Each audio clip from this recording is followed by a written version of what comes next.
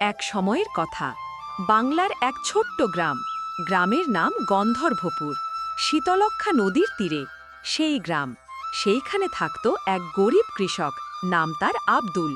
আব্দুল প্রতিদিন মাঠে কাজ করত, ফসল ফলাত। তার ঘর ছিল কুঁড়ে ঘর, ছেঁড়া চটের বিছানা। কিন্তু তার ছিল এক অমূল্য সম্পদ, একটা দুধেল গাভী, নাম গৌরী।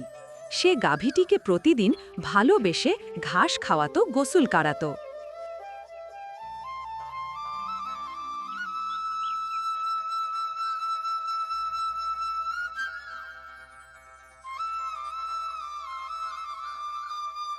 প্রতিদিন সকালে আব্দুল গাভীটাকে দুধ দোহন করাতো, তারপর বাজারে গিয়ে বিক্রি করত।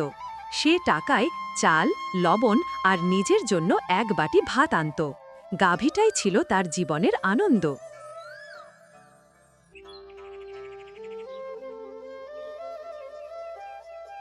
দিন আসসালামু আলাইকুম বন্ধুরা, কেমন আছো তোমরা? আমাদের এই কার্টুনগুলি যদি ভালো লাগে তবে আমাদের চ্যানেলটি সাবস্ক্রাইব করে দিয়ে পাশে থাকা বেল আইকনটি বাজিয়ে দাও। তাহলে আমাদের পরবর্তী কার্টুন ভিডিওটা সবার আগে চলে যাবে তোমার কাছে। ভয়ানক খরা পড়ল। ধান শুকিয়ে গেল, পুকুরের পানি শুকিয়ে ধুলো উঠতে লাগল। গৌরীর খাওয়ার কিছু নেই, আব্দুলের ঘরেও ভাত নেই। আব্দুল চোখে জল, কাপা কণ্ঠে।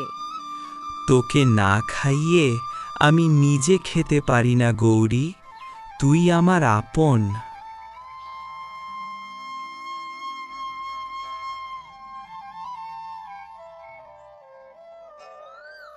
এক রাতে এক ধনী লোক এলো তার ঘরে।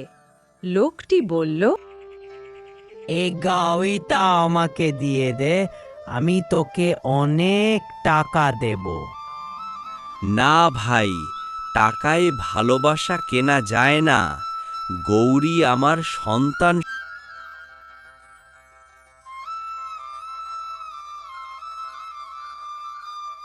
পরদিন সকালে আব্দুল গাভীর দুধ নিয়ে এক বৃদ্ধ ভিক্ষুককে দিল।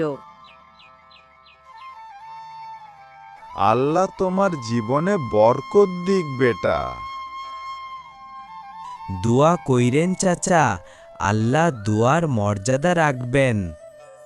কিছুদিন পর এক ব্যবসায়ী গ্রামের দিকে এলো। সে দুধ কিনে শহরে বিক্রি করতে চাইল। গৌরীর দুধ এত ঘন আর মিষ্টি ছিল যে সবাই পছন্দ করল। আব্দুলের দিন ঘুরে গেল। সে আর গরিব রইল না। নিজের ঘর মেরামত করল, গৌরীর জন্য আলাদা খোয়ার বানালো। তুই আমার ভাগ্যের আলো গৌরী, আল্লাহর রহমত তোর মধ্যেই লুকানো ছিল।